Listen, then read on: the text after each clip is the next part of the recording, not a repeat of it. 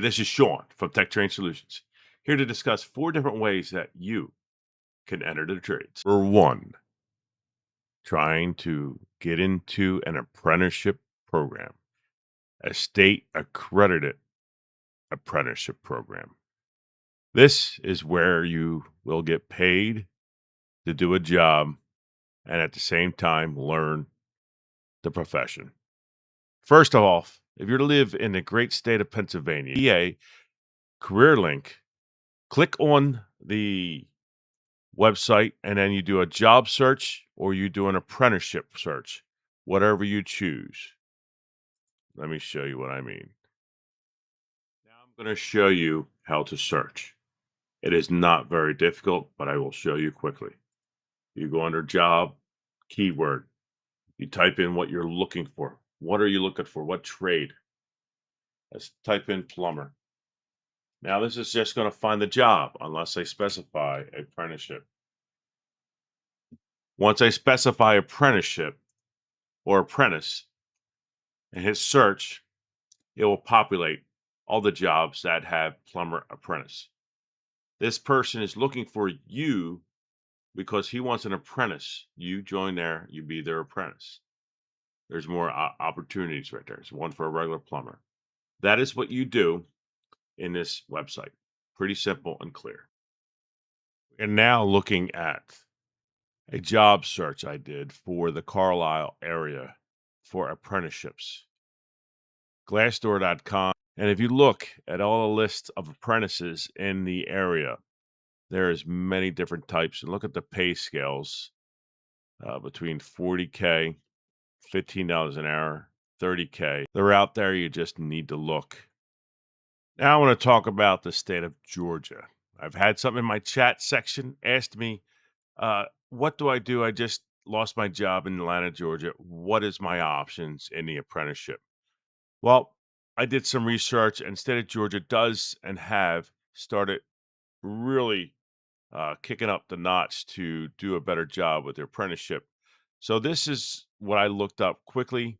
Is the Apprenticeship Georgia, powered by Technical College Systems of Georgia. Benefits for the job seekers. That's you. Increased skills, higher wages, nationally recognized accreditation, and career advancement. There you go.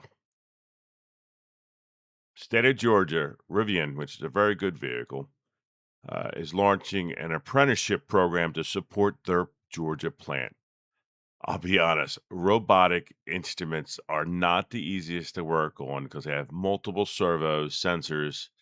I have a few buddies who work on robotic devices and they find it a pain in the butt, but they're looking for you to possibly be the one to work on them. It's out there. Look for it like I just did. Number two, find someone to work for. When I came out of the United States Army, active duty Army, and did my stint of multiple jobs, the first thing I did was I worked for a residential contractor with no experience, no knowledge. So that's what you have to do. That's number two. Work for someone to gain the experience.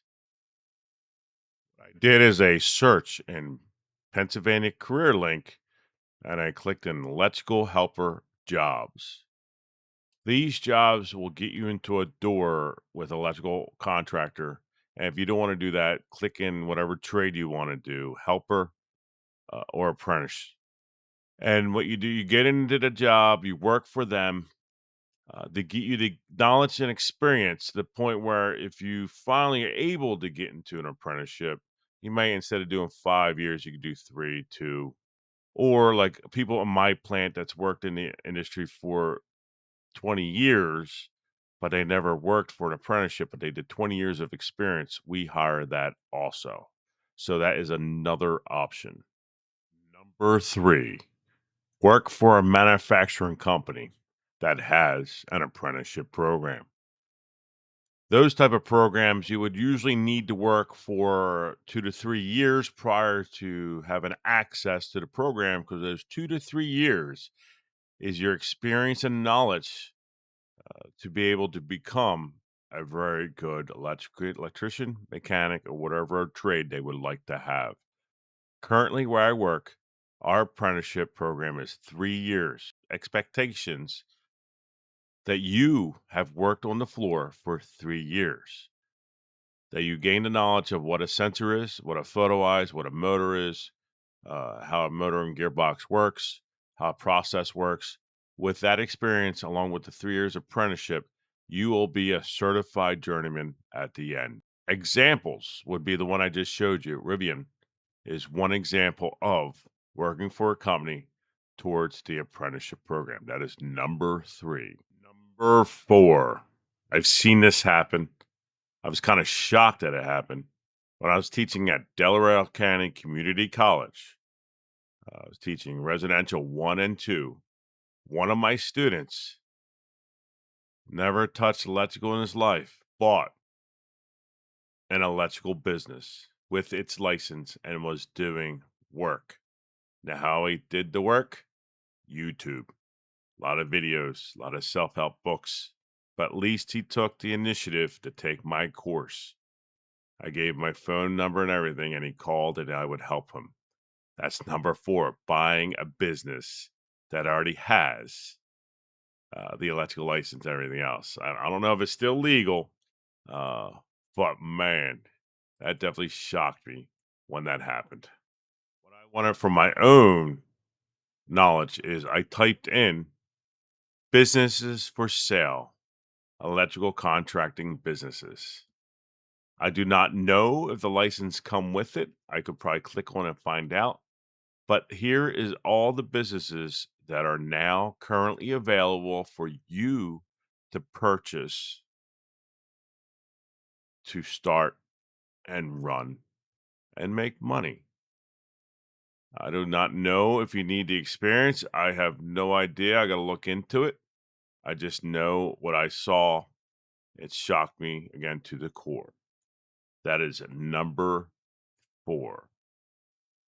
If none of those options are working for you, at a minimum, you should try to gain the knowledge. That way, if an opportunity finally opens, you have the mind set, the information to be able to provide a path. One of the ways in which why way I'm teaching starting this fall is something called a pre-apprenticeship program that you have to pay for. That is the reason why it's called a pre-apprenticeship, because you're not getting paid. You're paying them, but you gain the knowledge. That is one of the ways.